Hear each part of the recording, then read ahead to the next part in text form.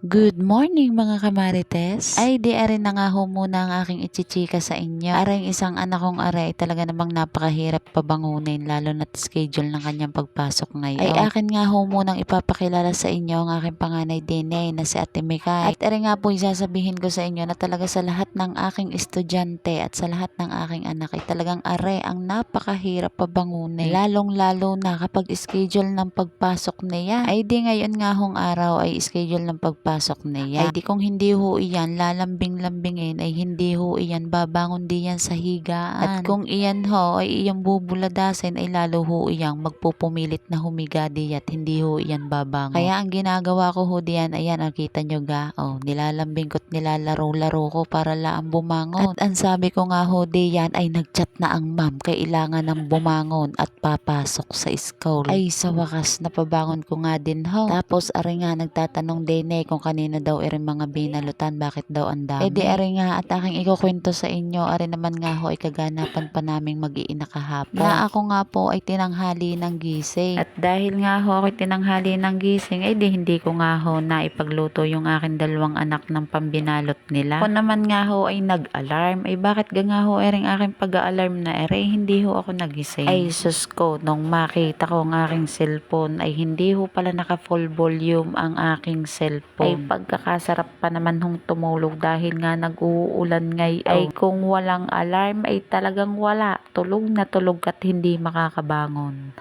Sino ho sa inyo nakakaranas ng gayon? Yung mag-a-alarm ka tapos hindi ka naman magigising. Ang kalaunan pala kapag nakapag-alarm yung iba, pinapatay yung alarm tapos ayun, tutulog uli kaya ang system minsan tinatanghali pa rin. Tapos nga, pinagluto ko na nga laang din ng pambinalot yung aking mga anak na dalawa na nakapasok na sa school at tapos kako kapag inihatid ko nga si Ate Mikay ay ihahatid ko na laang din sa kanilang mga room yung kanilang pambinalot diyan. Marahil nagtataka yung iba ng pambinalot. Yun po yung baon na kanin ng mga estudyante dito. Ang tawag sa amin sa Batangas ay binalot. Tapos po sa mga oras na iyan, ayan nga si Ate Mikay ay nasa banyo at nagtututbrush at siya daw muna ay kakain bago maligo. Ay sabi ko nga ho ay magtutbrush muna at bad breath. Alam po ninyo, naman sa Ate Mikay ay nakakaintindi lahat ng sinasabi namin. Alam nyo yung late lang talaga sa kanya, yung pagsasalita niya, hindi niya matuwid. Pero may times din niya na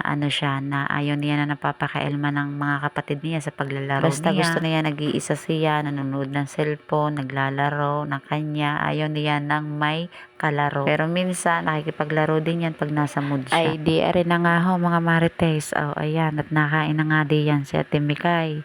Tapos ako naman din ay ako yung nagtitinapay laang at share nga kami diyan sa gatas. Pagkatapos nga po diyan kumain at Mikay ay pinagligo ko na at nagintindi na rin siya ng pagbibihis niya. Yan naman ay hindi ko na binibihisan minsan dahil marunong na naman siya. Ang hindi lang niya talaga alam na gawin ay yung pagsusuot baga ng butones doon sa blouse niya.